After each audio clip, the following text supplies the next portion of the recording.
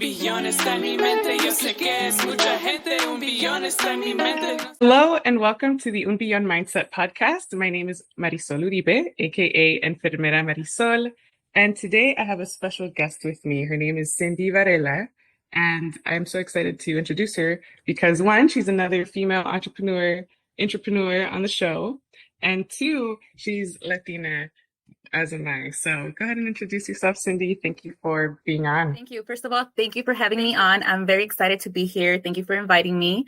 I admire you and everything you do. You're very inspiring and very knowledgeable. So thank you. My parents are from Mexico. My mom is from Guanajuato and my dad was from Jalisco. And I was born here in Orange County.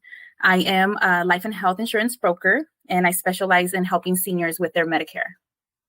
That's awesome. So what would you say that you got from your parents in terms of work ethic and hustle, and how is that showing in the Cindy Varela of today? So you know what? Just by knowing that our parents came from another country and came to this country, fearless, because you have to be fearless to jump into another country where you don't know the language, where you don't know what's going to happen, and just work hard to provide for your family. That's like amazing. That's like super encouraging. And that makes me think like, damn, like they did that.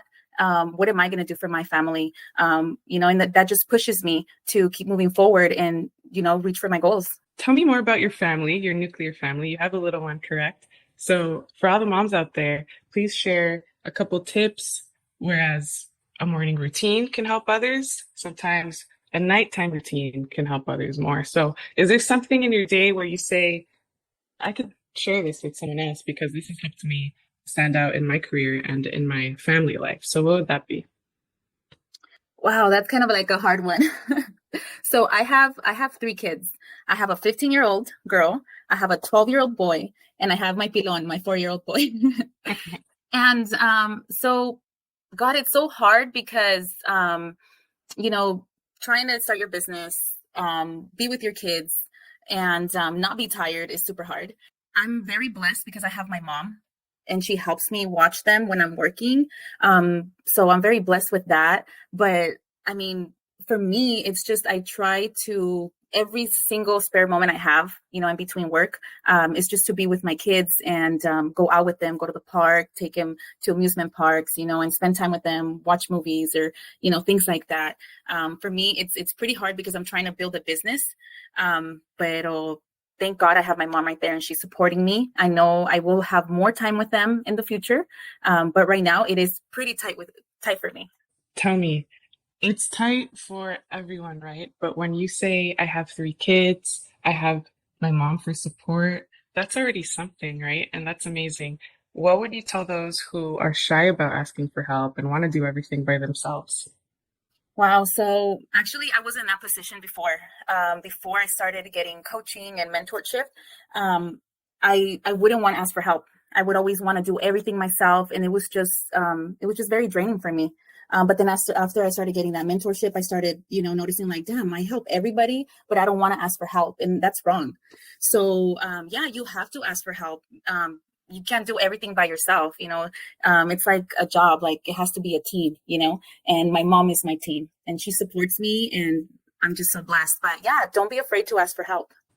That's awesome. That's really important advice because sometimes we're in the day to day and we have a history of doing things alone and we think that that's the norm, that that's how it needs to be. But to be honest, if you have help, that's an extra blessing. And I think the more people on your team, the further you will get faster. So in your case, Cindy, what brought you into your current career and what would you tell someone who is ready to start something new, but they're looking for that extra push, right? So what would you tell someone to go ahead and dive in? Damn. So the way everything unfolded for me was crazy because I never even thought I was going to be in the medical field. So I was in the medical field for 12 years, managing a doctor's office, internal medicine. So that's where I started, helping a lot of seniors. And that's where I saw like, that's my passion to help, our seniors. I saw the need. Everything unfolded for me. Like I said, I didn't think of being in the medical field, but I ended up taking this course that was talking about administration. and I did not pay attention to the administrative medical assistant.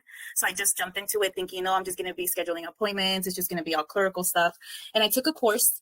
I jumped on it. And then being there in the course already, then I realized, oh my God, this is like medical. Like, what am I doing here? But I was already there. So I just just move forward. I learned, I was able to find an office to do my externship, and you go in with fears, and me, especially at that time, because I had no idea what I was getting myself into. But then being there, hands-on, seeing all the situation of everybody, learning in the office. So in your case, you didn't really learn about the whole role, what it all entitled, the job duties. But you know what? You went after it, you stayed consistent, and you were receptive to the new knowledge. And you put fear to the side, uncertainty to the side. And I think that's a huge tip right there, because if you want to do something new, you're going to be faced with a lot of challenges, a lot of things that you're still going to be learning on the field as you're doing the job. And so sometimes the true experience is in the job role. No matter how prepared you are on paper or how many books you've read, you just have to dive in, right? Yes, that's correct. And that's exactly what happened to me.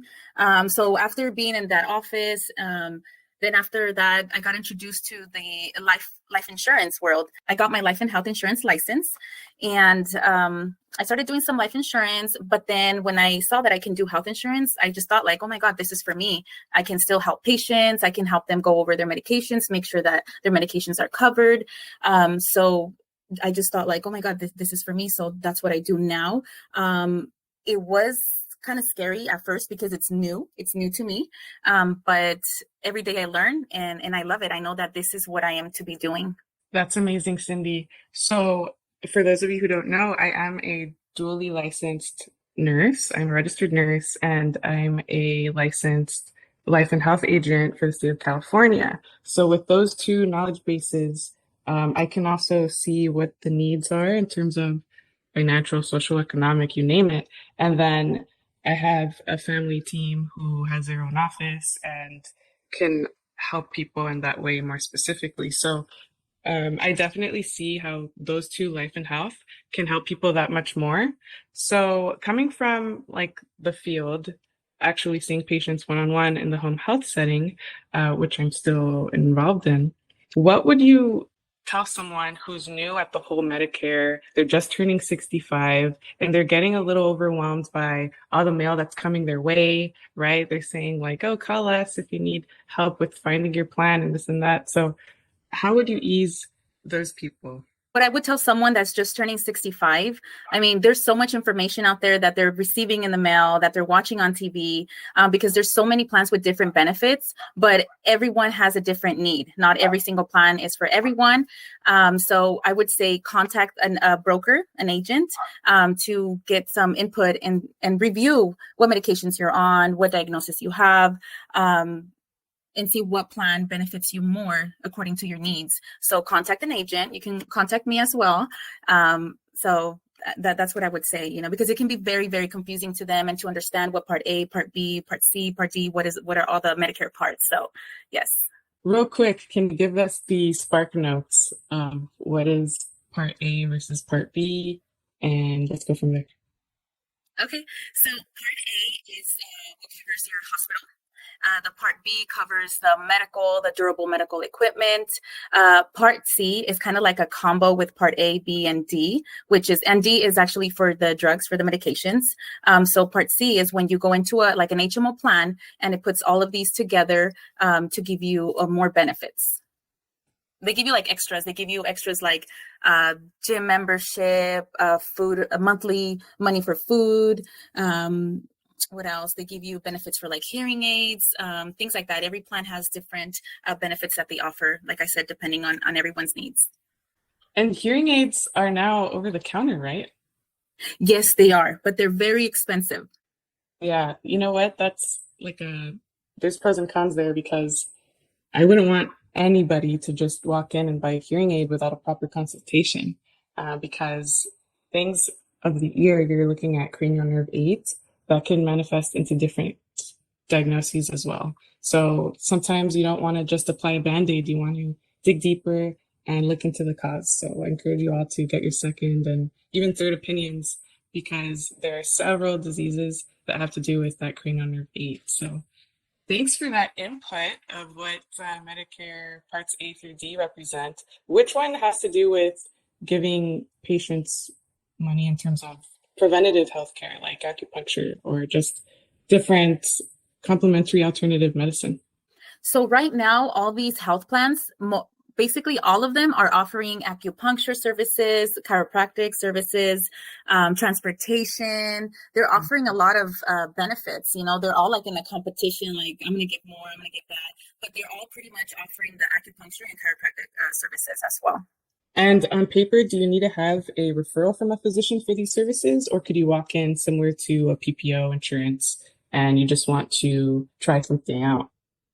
So yes, depending on what type of plan do you have, if it's an HMO, then you require a referral from your physician.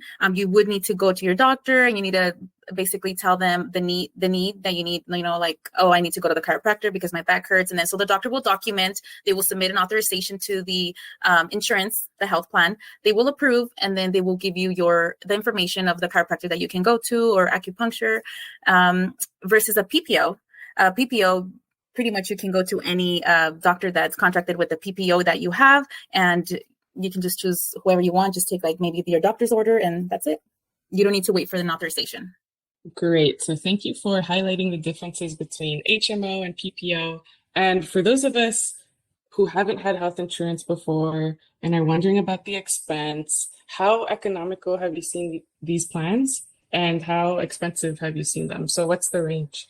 For our Medicare members, a lot of people that have Medicare do not know until they're going to get it that they still have to pay a premium, because, you know, all these years we're paying from our checks, you know, towards the Medicare benefit. So we think, oh, when we turn 65, we're not going to pay anything. And that's wrong.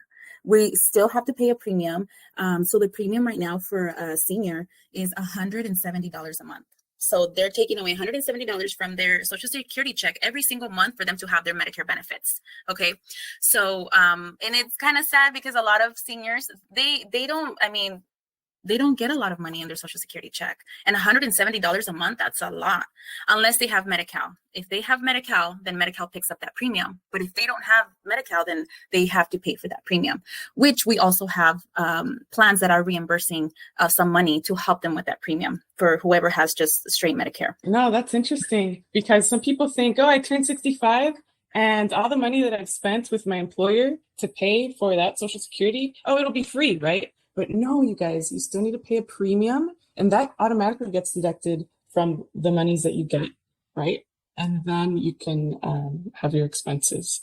So thanks for that input. What does, by the way, thank you for supporting the movement. I see you have your Umbion crop top, limited edition, and I have the original that I'm no longer selling. So you guys, when you follow Enfermera Marisol on Instagram, you will get to know what's happening, okay, in terms of sales.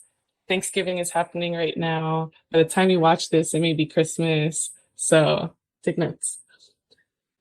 We're all about empowerment and shutting down limiting beliefs.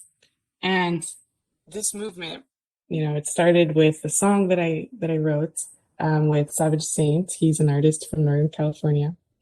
And we come from a Latino background, immigrants, right, family who came here not knowing the language, having all these obstacles and barriers. And so that's kind of how the movement started, bringing up that upbringing, that mindset, but the mindset of never giving up no matter the circumstances. So if you're watching this, you're new to the show, you have no idea what Umbion is, that's a little glimpse of it. And Cindy's going to tell us what Umbion mindset, what this movement means to her. So go ahead, Cindy. So un billón mindset for me is being able to touch un billón of people, whether it be inspiring them in something, educating them in something, helping them some way, encouraging them. That's what I want to do, you know, be able to touch un billón of people in any of those ways. And in my Instagram, I post a lot of motivational quotes and encouraging messages. So that's what I want to do. I just want to touch un billón de personas. Un billón! Woo! I Un love billón it. está en mi mente. Yo sé que es mucha gente, Un pero un billón está en billón mi está en mi mente. mente, no sé tú. That's right, everybody. That is a running theme throughout my song. If you haven't listened to it already, it's in Spanish. It's 99 cents. That will help support the show with post-production and just future movements and events that we have planned for you guys in the future. So definitely follow Cindy. Tell us your handle, please. It is a Cindy_life and health broker. That's right, everybody. Cindy_life and health broker. So sometimes you look at a page and you may say, oh, wow, they have a little bit of followers. But don't look at that. Look at what that person will be 5 years from now. Okay. So you're going to follow Cindy for what she is now and what she's going to be 5 years from now. Okay. She's already told you she's touching 1 billion lives, whether directly or indirectly. So we take that seriously on the show. Everybody that's on the show is going to make a huge impact. I already know it. And if you liked this episode, go ahead, like, share, subscribe, and we'll see you on the next one. Thank you, Cindy, for your time. Thank you.